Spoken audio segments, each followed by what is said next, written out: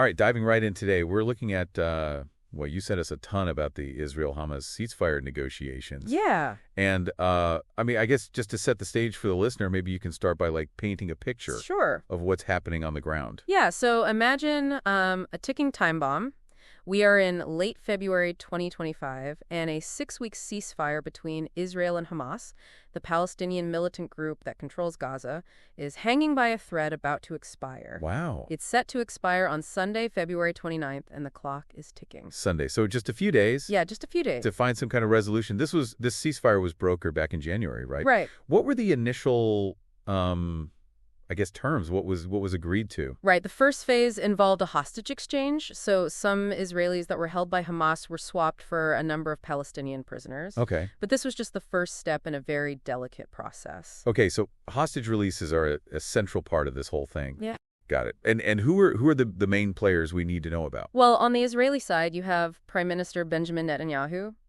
He is in a really tough spot trying to juggle the demands of Hamas with the expectations of his own people back home. Right.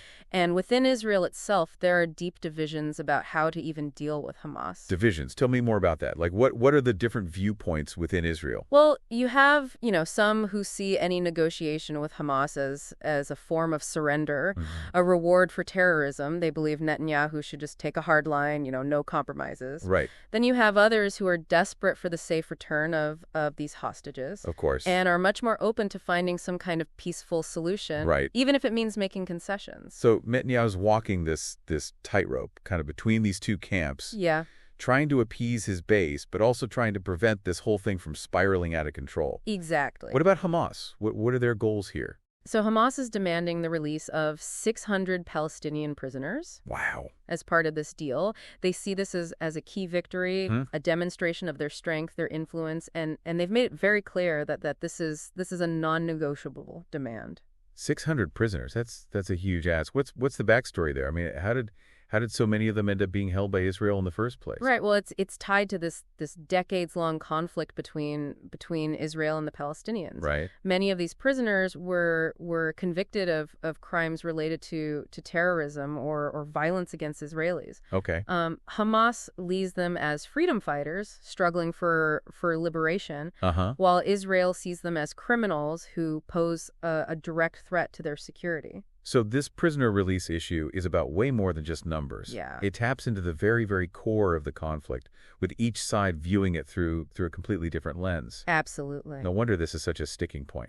Yeah, and to make things even more complicated, you have the U.S. in the mix, trying to mediate and find a way forward. Right. Steve Witkoff, the U.S. envoy, has been shuttling back and forth between Israel, Hamas, and regional players like Egypt and Qatar. It sounds like he's got his work cut out for him. He does. What's the U.S.'s overall position in all of this? Are they siding with Israel, or are they trying to remain more neutral? Well, publicly, the White House has expressed support for Israel's right to defend itself. Okay. And has condemned Hamas's actions. Uh-huh. But behind closed doors, they're likely urging both sides to find a way to de-escalate the situation. Right. The U.S. has a vested interest in stability in the region. Of course. And a full-blown conflict is in no one's best interest. Yeah, no, that makes total sense. Okay, so we've got these powerful players, each with their own agendas, right, internal pressures. But what are the actual obstacles to extending this ceasefire? What's preventing them from finding some kind of common ground? Well, one major issue is just this lack of trust. Mm-hmm. Both sides have accused each other of violating the terms of the current ceasefire. Right. And there's a lot of finger-pointing going on. So even with the ceasefire in place, there's still this underlying tension, this suspicion. Yeah. Sounds like one wrong move could send everything crashing down. Absolutely, that's right. And then there's the prisoner release itself. Right. If I remember correctly, Hamas actually paraded the hostages that they released in the first phase of the deal. They did. How did Israel react to that? Well, Israel saw this as a deliberate humiliation tactic and responded by delaying the release of the remaining 600 prisoners. It's almost like both sides are trying to one-up each other. Yeah. Playing a dangerous game of brinkmanship. It is a dangerous game. But it's not just a political game, is it? I mean, there are real people caught in the crossfire. You're absolutely right. This is where it gets even more complicated. You have You have families on both sides who are desperate for the return of their loved ones. Right. And this just adds, a whole other layer of emotional weight Yeah. to these negotiations. I can only imagine the anguish those families must be going through. Yeah. With the fate of their loved ones just hanging in the balance. Yeah. Are there any specific cases that kind of stand out that really highlight the human toll of this conflict? Sadly, yes. One particularly heart-wrenching incident involved Hamas parading the coffins of the Bebas children. Oh, wow. 2 young Israeli siblings who were killed in a previous conflict, and this just sparked outrage in Israel. Yeah, of course. And further hardened public opinion against any concessions to Hamas. It's hard to even fathom the pain and the anger that image must have evoked. I can't imagine. It seems like every action, every statement just pushes the two sides further apart. Yeah.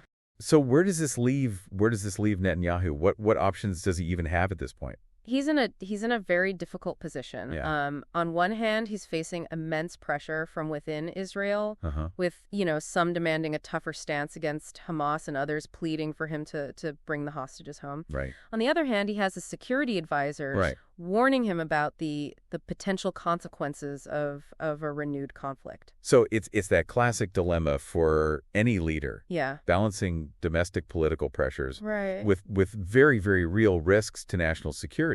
Yeah.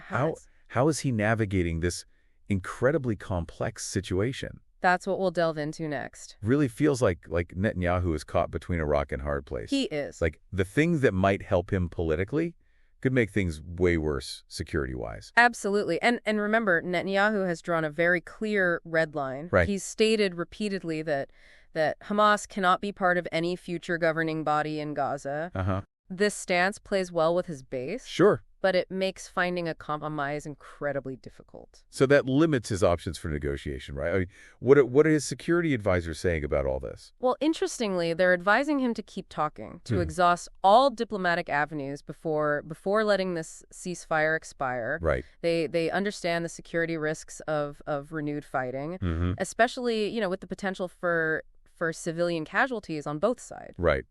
Makes sense. So he has this hardline stance, like publicly for his base. Yeah. But his security team is kind of pushing for a different approach. Seems like it. What are we hearing about how Netanyahu himself views the situation?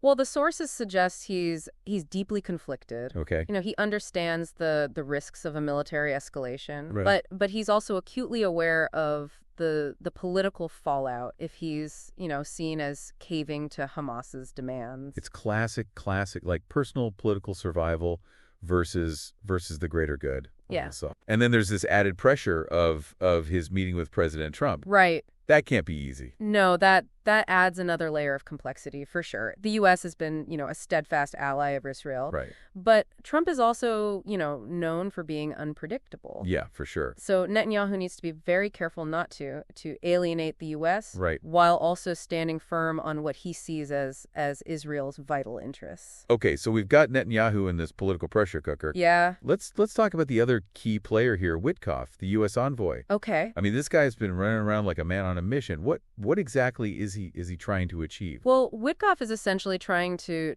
bridge the gap between two sides that fundamentally distrust each other. Right. He's engaged in what's known as what they call shuttle diplomacy. Shuttle diplomacy. Yeah. Traveling back and forth, just trying to find like a sliver of common ground. Exactly. I'm guessing that's where the name coming from? Yeah, that's where the name comes from. Okay. It's all about keeping the lines of communication open. Even when direct talks have broken down, Witkoff believes that Netanyahu genuinely wants to secure the release of the remaining hostages, Right. but he also has to contend with, Hamas's intransigence. So it sounds like he's facing an uphill battle. Yeah, definitely an uphill battle. Has he made any progress at all? It's hard to say. The sources suggest that he's been trying to involve other regional players like Egypt and Qatar Okay. to put pressure on Hamas to be more flexible. Okay. But so far, there hasn't been any major breakthrough. Okay, so let's talk about those other players for a second. Sure. Why are Egypt and Qatar involved? I mean, what role are they playing in all of this? Well, Egypt has a long history of mediating between Israel and the Palestinians. Right. They have a vested interest in regional stability and are often seen as as kind of a more neutral party Okay. that both sides can at least partially trust. Okay, that makes sense. What about Qatar? What's their role? Qatar has a more complex relationship with Hamas. Okay.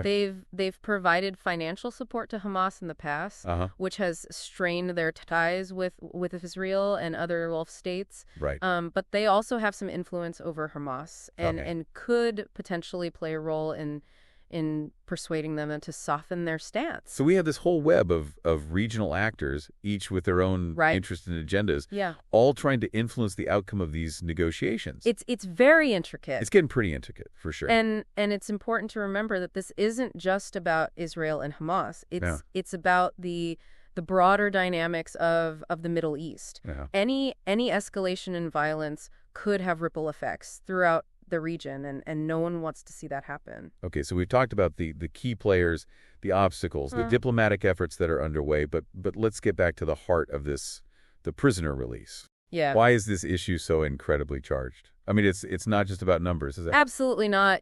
For Hamas, releasing these prisoners is about more than just bringing individuals home. Uh-huh. It's about symbolism. Right. It's about demonstrating their strength, Okay. their legitimacy, showing their people that they can achieve victories against Israel. So for Hamas, it's a powerful propaganda tool. Absolutely. It allows them to position themselves as the true defenders of the Palestinian people. Exactly. And on the Israeli side, releasing these prisoners is seen as a huge risk. Okay. Many of them were convicted of serious crimes. Right. And there's a fear that they'll return to violence if they're set free. I could see how that would be a major concern for Israel. I mean, Yeah. they've been targeted by terrorism for decades. Yeah, actually. So this fear is very real and deeply rooted. Absolutely. Sounds like this issue just touches on some of the most sensitive nerves Yeah. in this conflict. It does, and it also highlights the deep mistrust between the two sides. Uh-huh. Israel sees the prisoner release as rewarding terrorism, Right. while Hamas sees it as a necessary step towards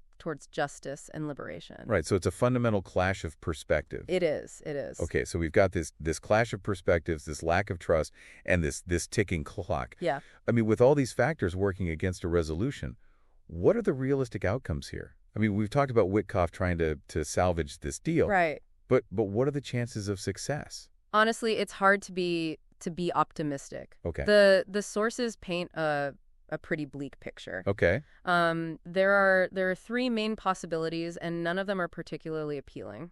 Okay, well, lay it out for us. What are those possibilities? All right, so the best case scenario, and it's a long shot, Okay. is that Witkoff somehow manages to pull a rabbit out of a hat and convince both sides to extend the ceasefire. Right. This would buy them more time to work out a more permanent agreement. Uh-huh. But, it would require a level of trust and flexibility that seems almost impossible given the current climate. So not holding my breath for that one. Yeah. What's the next possibility? The next possibility is a partial breakthrough where a compromise is reached on the prisoner release. Okay. Maybe they agree on a smaller number. Right. Or maybe they agree to release them in stages with, certain conditions attached. That sounds more plausible than a full extension, but still tricky. Yeah, still very tricky. What's the final and I'm guessing least desirable outcome? The final possibility, and the one that everyone is dreading, is that the ceasefire collapses completely. Right. And we see a resumption of fighting in Gaza.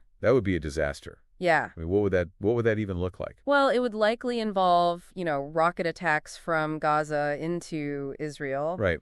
And airstrikes by Israel into Gaza. It would be chaotic, destructive, Yeah. and incredibly dangerous for civilians on both sides. So a return to the cycle of violence. Right, a return to the cycle of violence that has plagued this region for so long. And that's why the stakes are so high. That's why the stakes are so high. We're talking about the potential for a major humanitarian crisis. Yeah. The further destabilization of the region. Absolutely. And the loss of countless lives. It's a sobering thought. It is. And a reminder of just how fragile the situation is. Okay, so we've got these three potential outcomes: an extension, a partial breakthrough, Right. or a complete collapse. Yeah. What factors will determine which path they end up on? I mean, what's the wild card here? I think the biggest wild card is Netanyahu himself.